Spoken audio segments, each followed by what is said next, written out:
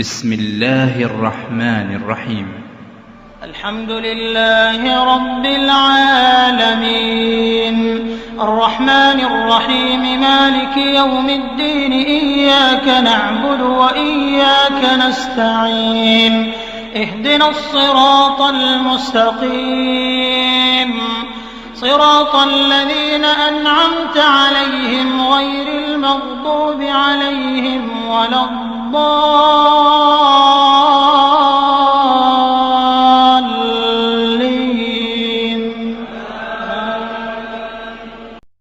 بسم الله الرحمن الرحيم. ألف لام ميم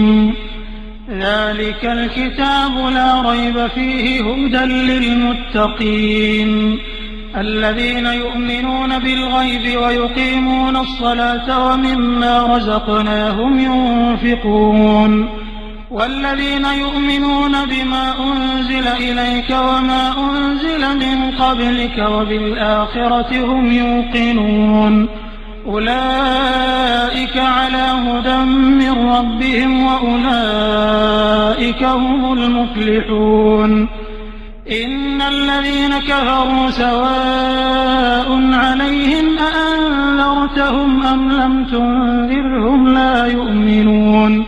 ختم الله على قلوبهم وعلى سمعهم وعلى أبصارهم غشاوة ولهم عذاب عظيم. ومن الناس من يقول آمنا بالله وباليوم الآخر وما هم بمؤمنين يخادعون الله والذين آمنوا وما يخدعون إلا أنفسهم وما يشعرون. في قلوبهم مرض فزادهم الله مرضا ولهم عذاب أليم بما كانوا يكذبون. وإذا قيل لهم لا تفسدوا في الأرض قالوا إنما نحن مصلحون ألا إنهم هم المفسدون ولكن لا يشعرون. وإذا قيل لهم آمنوا كما آمن الناس قالوا أنؤمن كما آمن السفهاء ألا إنهم هم السفهاء ولكن لا يعلمون. وإذا لقوا الذين آمنوا قالوا آمنا وإذا خلوا إلى شياطينهم قالوا إنا معكم إنما نحن مستهزئون الله يستهزئ بهم ويمدهم في طغيانهم يعمهون. أولئك الذين اشتروا الضلالة بالهدى فما ربحت تجارتهم وما كانوا مهتدين. مثلهم كمثل الذي استوقد نارا فلما أضاءت ما حوله ذهب الله بنورهم وتركهم في ظلمات لا يبصرون. صم بكم عمي فهم لا يرجعون. أو كصيب من السماء فيه ظلمات ورعد وبرق يجعلون أصابعهم في آذانهم من الصواعق حذر الموت والله محيط بالكافرين. يكاد البرق يخطف أبصارهم كلما أضاء لهم مشوا فيه وإذا أظلم عليهم قاموا ولو شاء الله لذهب بسمعهم وأبصارهم إن الله على كل شيء قدير. يا أيها الناس اعبدوا ربكم الذي خلقكم والذين من قبلكم لعلكم تتقون الذي جعل لكم الأرض فراشا والسماء بناء وأنزل من السماء ماء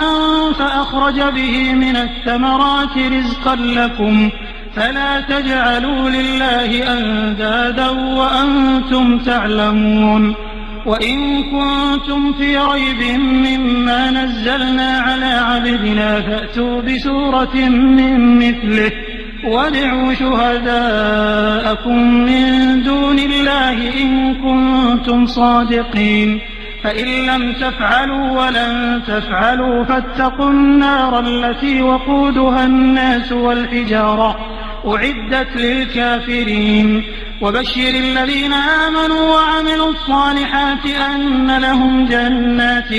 تجري من تحتها الأنهار كلما رزقوا منها من ثمرة رزقا قالوا هذا الذي رزقنا من قبل وأتوا به متشابها ولهم فيها أزواج مطهرة وهم فيها خالدون إن الله لا يستحيي أن يضرب مثلا ما بعوضة فما فوقها فأما الذين آمنوا فيعلمون أنه الحق من ربهم وأما الذين كفروا فيقولون ماذا أراد الله بهذا مثلا يضل به كثيرا ويهدي به كثيرا وما يضل به إلا الفاسقين الذين ينقضون عهد الله من بعد ميثاقه ويقطعون ما أمر الله به أن يوصل ويفسدون في الأرض أولئك هم الخاسرون كيف تكفرون بالله وكنتم أمواتا فأحياكم ثم يميتكم ثم يحييكم ثم إليه ترجعون هو الذي خلق لكم ما في الأرض جميعا ثم استوى إلى السماء فسواهن 7 سماوات وهو بكل شيء عليم وإذ قال ربك للملائكة إني جاعل في الأرض خليفة قالوا أتجعل فيها من يفسد فيها ويسفك الدماء ونحن نسبح بحمدك ونقدس لك قال إني أعلم ما لا تعلمون وعلم آدم الأسماء كلها ثم عرضهم على الملائكة فقال أنبئوني بأسماء هؤلاء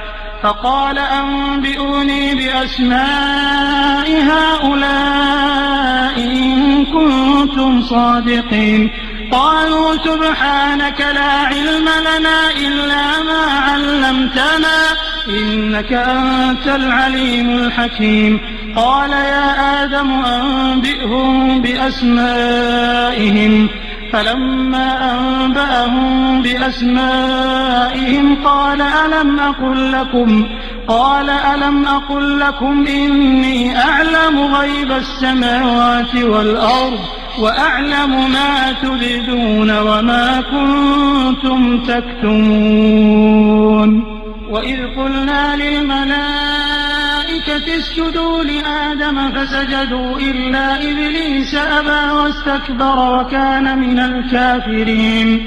وقلنا يا آدم اسكن أنت وزوجك الجنة وكلا منها رغدا حيث شئتما ولا تقربا هذه الشجرة فتكونا من الظالمين فأزلهما الشيطان عنها فأخرجهما مما كانا فيه وقلنا اهبطوا بعضكم لبعض عدو ولكم في الأرض مستقر ومتاع إلى حين فتلقى آدم من ربه كلمات فتاب عليه إنه هو التواب الرحيم قلنا اهبطوا منها جميعا فإما يأتينكم مني هدى فمن تبع هداي فلا خوف عليهم ولا هم يحزنون والذين كفروا وكذبوا بآياتنا أولئك أصحاب النار هم فيها خالدون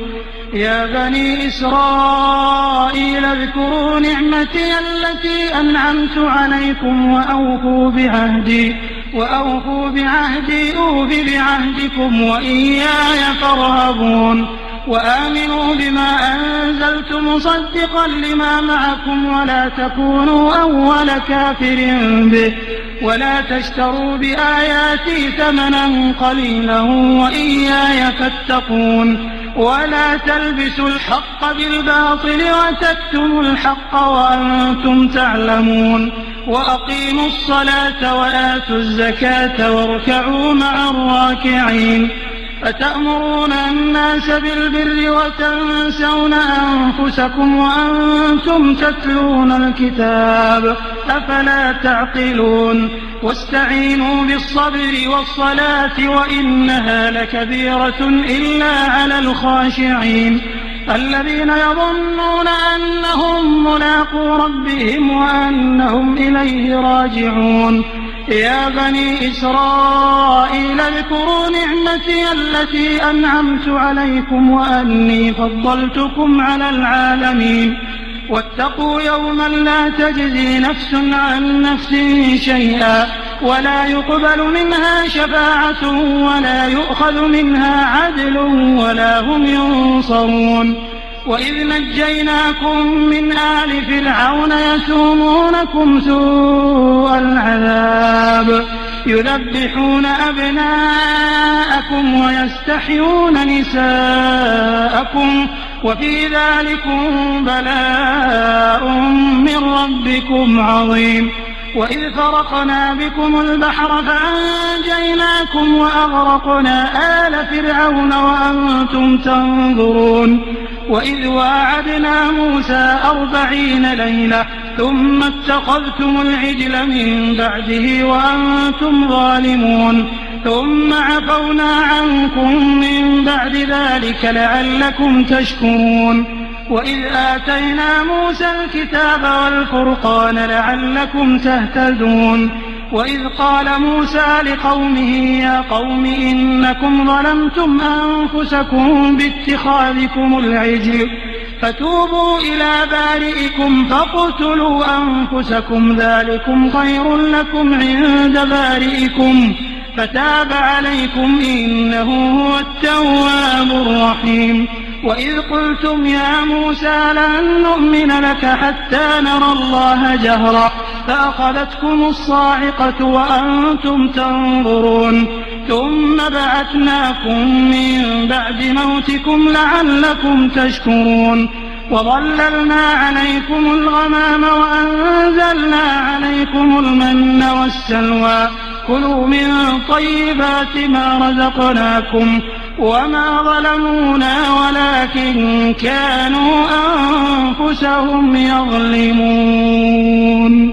وإذ قلنا ادخلوا هذه القرية فكلوا منها حيث شئتم رغدا وادخلوا الباب سجدا وقولوا حطة نغفر لكم خطاياكم وسنزيد المحسنين فبدل الذين ظلموا قولا غير الذي قيل لهم فأنزلنا على الذين ظلموا رجزا من السماء بما كانوا يفسقون وإذ استسقى موسى لقومه فقلنا اضرب بعصاك الحجر فانفجرت منه 12 عينا قد علم كل أناس مشربهم كلوا واشربوا من رزق الله ولا تعثوا في الأرض مفسدين وإذ قلتم يا موسى لن نصبر على طعام واحد فادع لنا ربك يخرج لنا مما تنبت الأرض من بقلها وقثائها وفومها وعدسها وبصلها قال أتستبدلون الذي هو أدنى بالذي هو خير اهبطوا مصرا فإن لكم ما سألتم وضربت عليهم الذلة والمسكنة وباءوا بغضب من الله ذلك بأنهم كانوا يكفرون بآيات الله ويقتلون النبيين بغير الحق ذلك بما عصوا وكانوا يعتدون إن الذين آمنوا والذين هادوا والنصارى والصابئين من آمن بالله واليوم الآخر وعمل صالحا فلهم أجرهم عند ربهم ولا خوف عليهم ولا هم يحزنون وإذ أخذنا ميثاقكم ورفعنا فوقكم الطور خذوا ما آتيناكم بقوة واذكروا ما فيه لعلكم تتقون ثم توليتم من بعد ذلك فلولا فضل الله عليكم ورحمته لكنتم من الخاسرين ولقد علمتم الذين اعتدوا منكم في السبت فقلنا لهم كونوا قردة خاسئين فجعلناها نكالا لما بين يديها وما خلفها وموعظة للمتقين. وإذ قال موسى لقومه إن الله يأمركم أن تذبحوا بقرة قالوا أتتخذنا هزوا قال أعوذ بالله أن أكون من الجاهلين.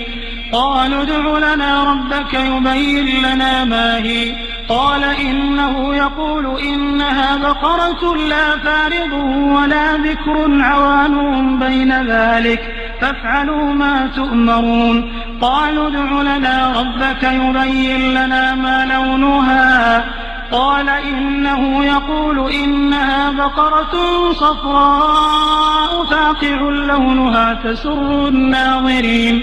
قالوا ادع لنا ربك يبين لنا ما هي إن البقرة شابه علينا وإنا إن شاء الله لمهتدون. قال إنه يقول إنها بقرة لا ذلول تثير الأرض ولا تسقي الحرث مسلمة لا شية فيها. قالوا الآن جئت بالحق فذبحوها وما كادوا يفعلون. وإذ قتلتم نفسا فادارأتم فيها والله مخرج ما كنتم تكتمون. فقلنا اضربوه ببعضها كذلك يحيي الله الموتى ويريكم آياته لعلكم تعقلون. ثم قست قلوبكم من بعد ذلك فهي كالحجارة أو أشد قسوة وإن من الحجارة لما يتفجر منه الأنهار وإن منها لما يشقق فيخرج منه الماء وإن منها لما يهبط من خشية الله وما الله بغافل عما تعملون. أفتطمعون أن يؤمنوا لكم وقد كان فريق منهم يسمعون كلام الله ثم يحرفونه من بعد ما عقلوه وهم يعلمون. وإذا لقوا الذين آمنوا قالوا آمنا وإذا خلا بعضهم إلى بعض قالوا أتحدثونهم بما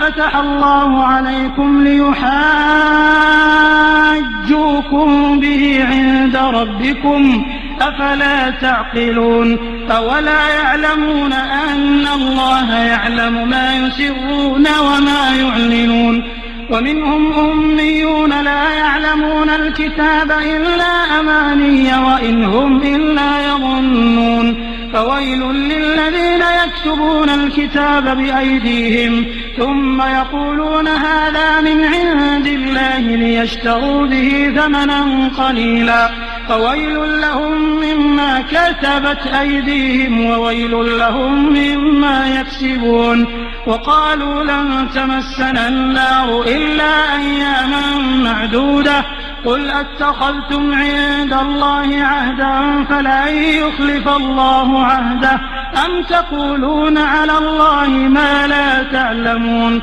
بلى من كسب سيئة وأحاطت به خطيئته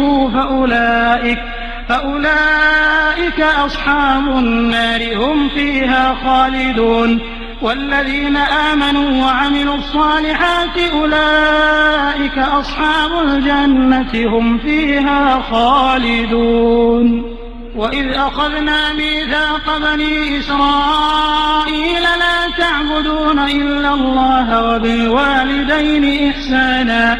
وذي القربى واليتامى والمساكين وقولوا للناس حسنا وأقيموا الصلاة وآتوا الزكاة ثم توليتم إلا قليلا منكم وأنتم معرضون وإذ أخذنا ميثاقكم لا تسفكون دماءكم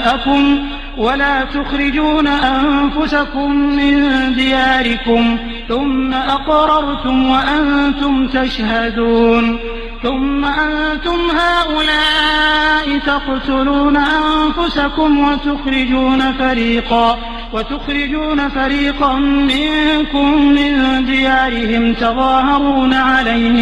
تظاهرون عليهم بالإثم والعدوان وإن يأتوكم أسارى تفادوهم وهو محرم عليكم إخراجهم أفتؤمنون ببعض الكتاب وتكفرون ببعض فما جزاء من يفعل ذلك منكم إلا خزي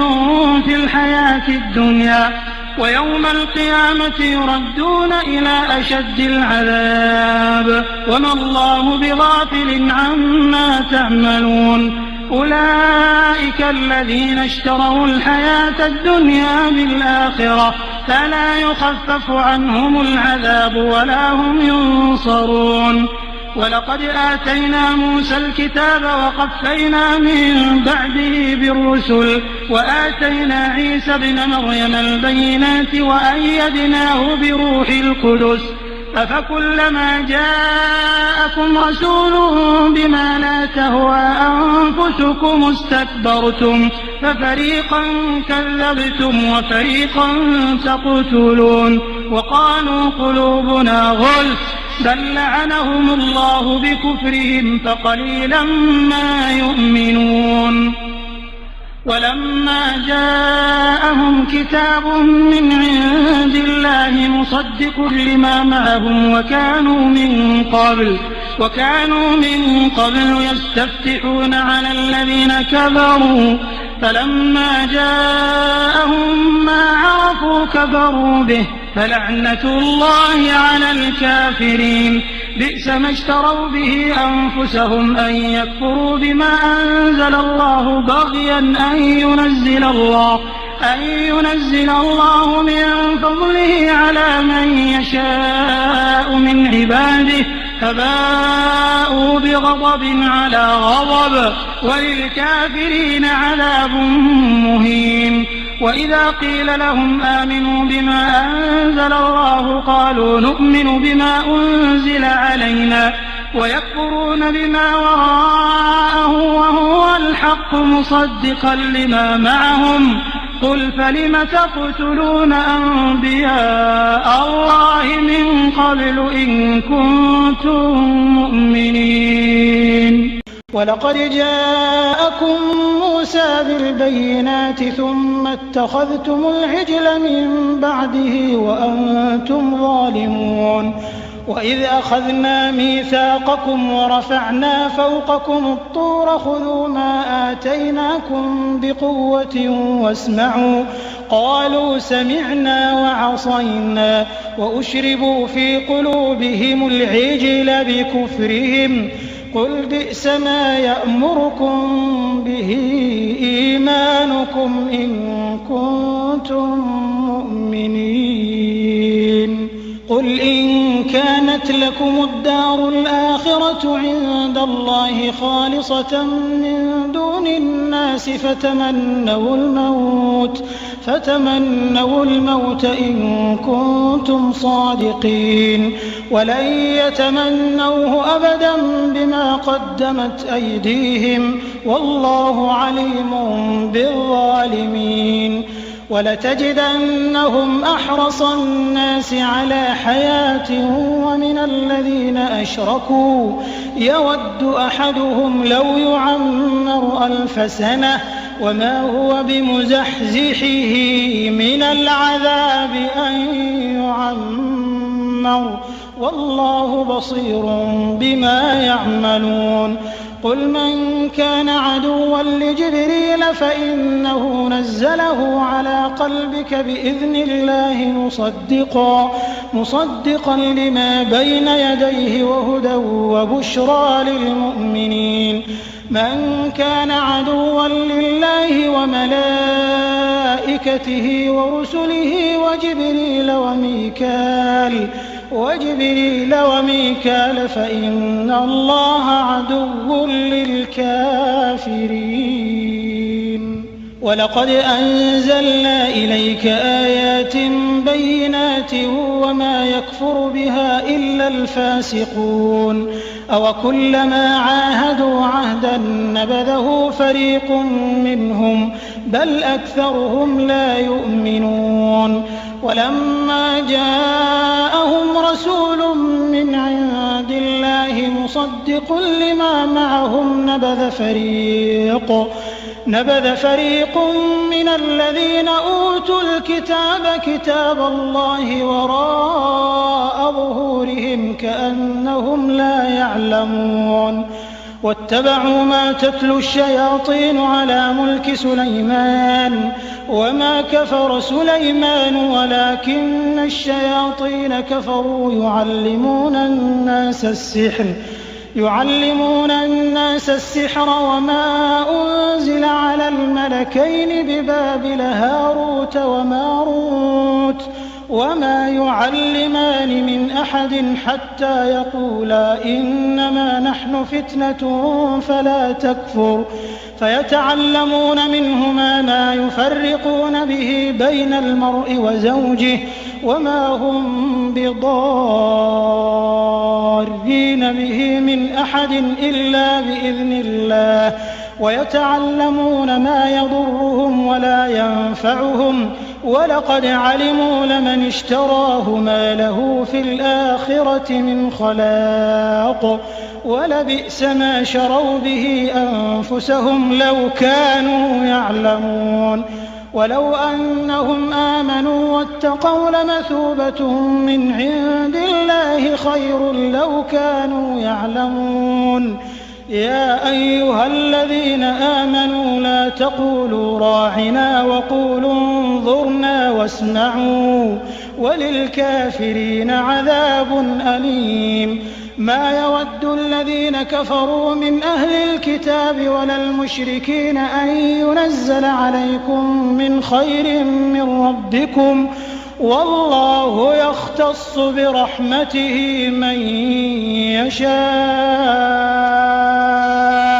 والله ذو الفضل العظيم ما ننسخ من آية أو ننسها نأت بخير منها أو مثلها ألم تعلم أن الله على كل شيء قدير ألم تعلم أن الله له ملك السماوات والأرض وما لكم من دون الله من ولي ولا نصير أم تريدون أن تسألوا رسولكم كما سئل موسى من قبل ومن يتبدل الكفر بالإيمان فقد ضل سواء السبيل ود كثير من أهل الكتاب لو يردونكم من بعد إيمانكم كفارا حسدا من عند أنفسهم من بعد ما تبين لهم الحق فاعفوا واصفحوا حتى يأتي الله بأمره إن الله على كل شيء قدير وأقيموا الصلاة وآتوا الزكاة وما تقدموا لأنفسكم من خير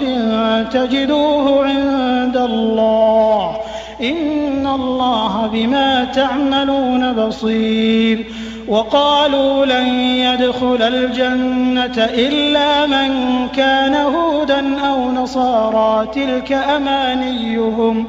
قل هاتوا برهانكم إن كنتم صادقين بلى من أسلم وجهه لله وهو محسن فله أجره عند ربه فله أجره عند ربه ولا خوف عليهم ولا هم يحزنون. وقالت اليهود ليست النصارى على شيء وقالت النصارى ليست اليهود على شيء وهم يتلون الكتاب كذلك قال الذين لا يعلمون مثل قولهم فالله يحكم بينهم يوم القيامة فيما كانوا فيه يختلفون. ومن أظلم ممن منع مساجد الله أن يذكر فيها اسمه وسعى في خرابها أولئك ما كان لهم أن يدخلوها إلا خائفين لهم في الدنيا خزي ولهم في الآخرة عذاب عظيم. ولله المشرق والمغرب فأينما تولوا فثم وجه الله إن الله واسع عليم. وقالوا اتخذ الله ولدا سبحانه بل له ما في السماوات والأرض كل له قانتون بديع السماوات والأرض وإذا قضى أمرا فإنما يقول له كن فيكون. وقال الذين لا يعلمون لولا يكلمنا الله أو تأتينا آية كذلك قال الذين من قبلهم مثل قولهم تشابهت قلوبهم قد بينا الآيات لقوم يوقنون. إنا أرسلناك بالحق بشيرا ونذيرا ولا تسأل عن أصحاب الجحيم. ولن ترضى عنك اليهود ولا النصارى حتى تتبع ملتهم قل إن هدى الله هو الهدى ولئن اتبعت أهواءهم بعد الذي جاءك من العلم ما لك من الله من ولي ولا نصير. الذين آتيناهم الكتاب يتلونه حق تلاوته أولئك يؤمنون به ومن يكفر به فأولئك هم الخاسرون. يا بني إسرائيل اذكروا نعمتي التي أنعمت عليكم وأني فضلتكم على العالمين. واتقوا يوما لا تجزي نفس عن نفس شيئا ولا يقبل منها عدل ولا تنفعها شفاعة ولا هم ينصرون. وإذ ابتلى إبراهيم ربه بكلمات فأتمهن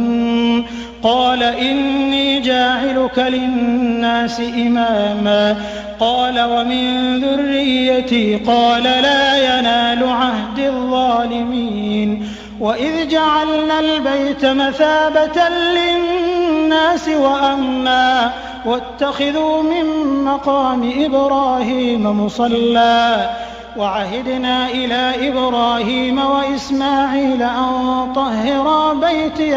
للطائفين والعاكفين والركع السجود. وإذ قال إبراهيم رب اجعل هذا بلدا آمنا وارزق أهله من الثمرات من آمن منهم بالله واليوم الآخر قال ومن كفر فأمتعه قليلا ثم أضطره إلى عذاب النار وبئس المصير. وإذ يرفع إبراهيم القواعد من البيت وإسماعيل ربنا تقبل منا إنك أنت السميع العليم. ربنا واجعلنا مسلمين لك ومن ذريتنا أمة مسلمة لك وأرنا مناسكنا وتب علينا إنك أنت التواب الرحيم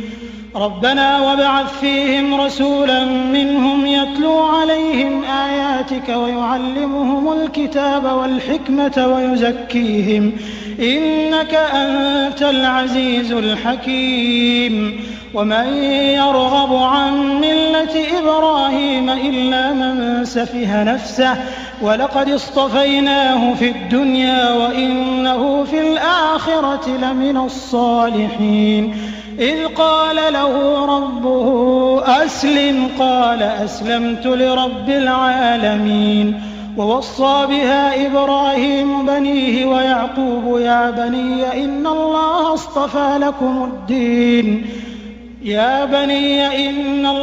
اصطفى لكم الدين فلا تموتن إلا وأنتم مسلمون أم كنتم شهداء إذ حضر يعقوب الموت إذ قال لبنيه ما تعبدون من بعدي